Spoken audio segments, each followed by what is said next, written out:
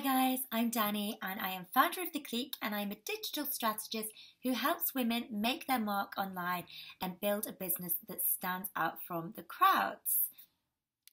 This video is all about finding your thing, finding out what it is that you want to be doing with your life and what it is that you want to do for your business. So I meet a hell of a lot of super ambitious, super creative women, and it's really frustrating to see that they're really struggling in terms of what they want to do with their life. They have so many different great ideas, but they can't figure out what it is that they should do in terms of a business. I totally get this because this is exactly where I was not so long ago. I was in a job that really didn't fulfill me and I knew that I wanted my own thing and I knew there was loads of different things that I loved doing, but I couldn't quite figure out what I was going to do with my life and what it was that I wanted to become. The turning point was then hitting 30, where I decided that rather than climb the career ladder, I would instead go and create my own. My first step, however, was figuring out what the hell I was actually going to do. So I now just want to take you through some of the steps that I took in those early days that have led me to where I am today.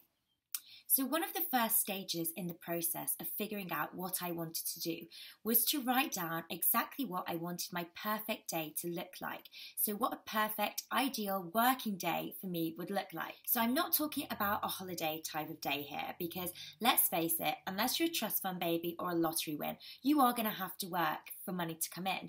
So I'm talking about here what an ideal working day for you would look like. So the things you want to be thinking here about are things such as what kind of hours do you work? Do you work with people or are you working alone? Do you work mostly from a laptop? Do you get to travel with your work? How many hours a day do you need to work? These are all of the kinds of things you want to be thinking in the outset. And just as a little side note here, your ideal working day is not necessarily what it's going to look like to begin with. In the very early stages, things are going to be hard work and your perfect ideal working day might not happen straight away. But doing this exercise is a really good idea because it kind of gives you some direction of where you want to be and where you want to go moving forwards. So my perfect working day would go something like this. So I'd get up early in the morning and that's when I'd do the main body of my work. So it'd be a mixture of strategizing on my business, a mixture of client calls, and then I would hopefully be able to then take the afternoon off. I'm definitely not there yet. At the moment, I am working really long hours, but moving forwards in terms of, 2 years down the line, this is kind of how I expect my business to be and what my working day will look like. The next thing you're going to want to do is to write down all the skills that you possess and all the things that you are passionate about. So you want to be thinking about what kind of knowledge and expertise that you already have. So for example, you are a yogi who really loves yoga and that is your passion. And this is something that could be turned into a profitable business. Or perhaps you are really interested in healthy eating and you really love cooking healthy recipes. Again, this is something that can be converted into a profitable business. Whatever skills, knowledge and expertise that you have, chances are that whatever industry it is in, it can be packaged up in a way that people will pay for it. I really do believe that no matter what your passion is, you can turn that into a profitable online business because chances are if it's your passion, somebody else will also be interested in it too.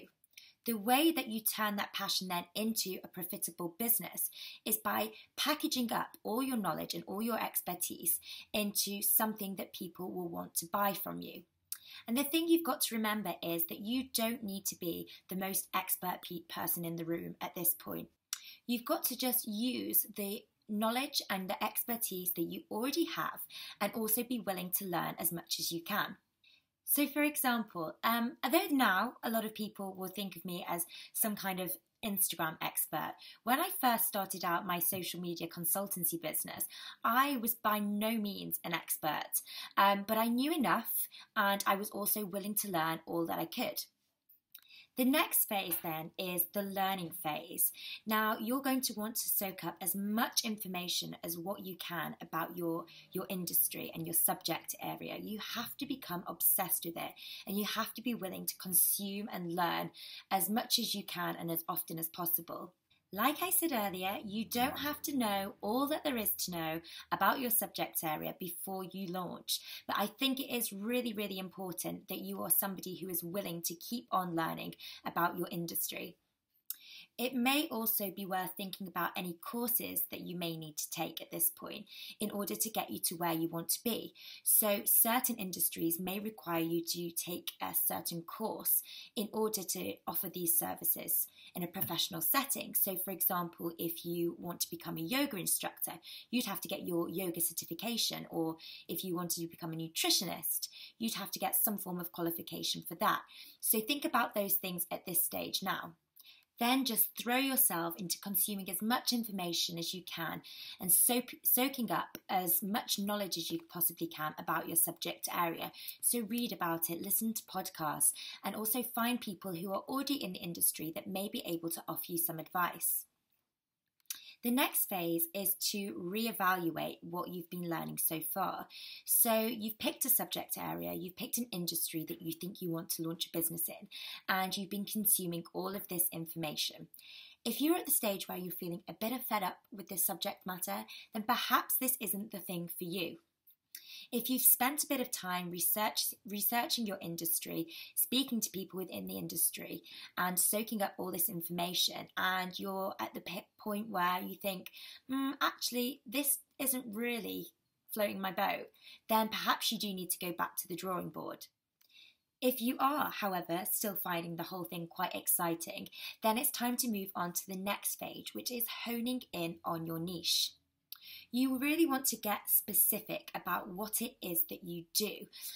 So you may have started off by saying very generally, I want to be a fitness coach, which is great, but then you want to start really thinking about who it is that you want to serve and who your ideal target market is.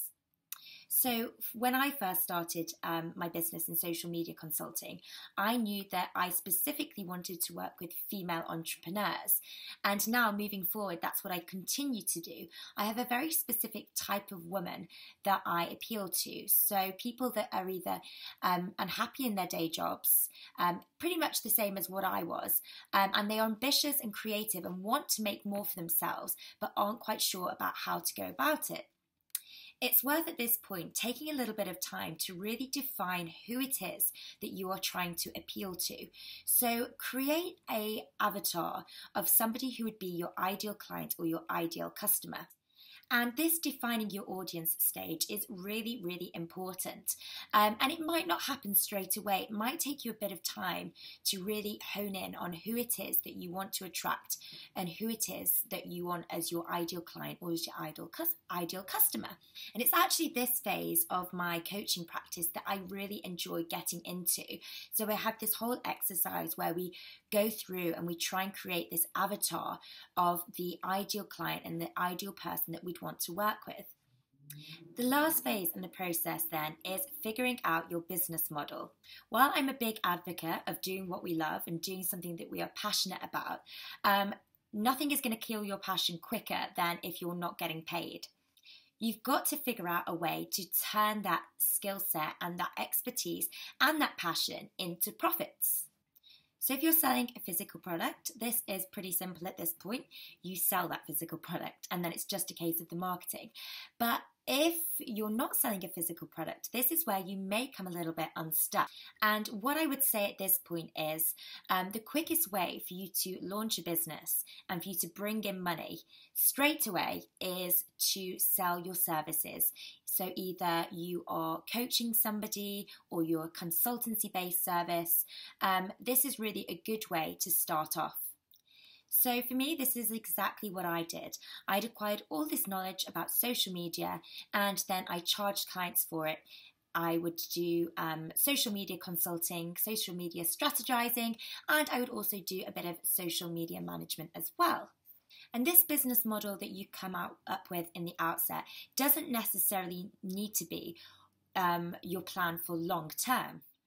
what your business looks like in those very, very early days is probably not going to look like that at all a few years down the line. And although I don't want to overwhelm you with planning too much in advance right now, it is a good idea to have some kind of idea of where you'd see your business going in the future. So, for example, for myself, I started out in social media management and consulting. And although that is something that I really, really loved, I knew that moving forward, I wanted it to be a more broader subject, and I wanted to work very closely with entrepreneurs, female entrepreneurs specifically, to help them grow and build their own businesses online. And although that's exactly what I do now, and a big part of my work is the one-on-one coaching with my clients, moving forward in the future, I know that I want to take that onto a larger scale. So whether that means more online programs or group coaching, I'm not quite sure yet, but I know that how my business looks now is not necessarily how it's going to look a year down the line. My last piece of advice would be to be patient with yourself. Just because you've started a business in something and you're throwing a few ideas around, it doesn't have to be that static. There is room for change, particularly in those early days. So use those early days, especially if you're in a job and you have the security of a paycheck coming in and you're not desperate for cash. Use those early days to sort of test out a few ideas and figure out what's going to work for you the best. And again, like I said earlier, it's a really good idea to speak to somebody who is already in the industry that you want to enter into. If you are somebody who is really struggling with the what am I even doing with my life phase, then I'd love to hear from you. Like I said, I now work very closely with female entrepreneurs, helping them and guiding them in launching and growing their own online business. And a big part of what I do is tapping into what it is that you're good at and what it is that you've already got knowledge in, and figuring out a way to convert that into a profitable business. If you would like to talk some more with me, hit the link up down below and you can request a complimentary consultation and I will get back to you as soon as possible. Have an amazing day and thanks for listening. Bye.